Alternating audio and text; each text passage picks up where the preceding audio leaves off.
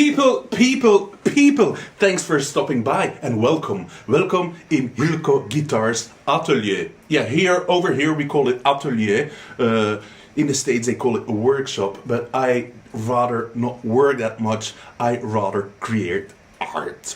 But anyway, I just wanted to make a quick video showing you guys something really cool.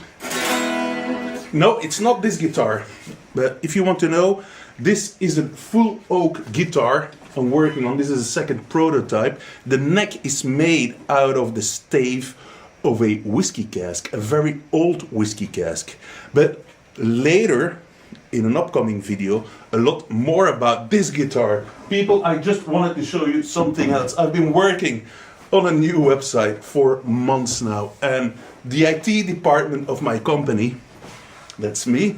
Yeah, it was a hard struggle, but finally the whole website is up and running, people. And if you go to that website, hilko-guitars.com, if you go in the middle, up in the middle, there's two lines. It's a menu. If you click on there, you see shop, and if you go to the shop, you can find items like this: a beanie for when you want to look sexy.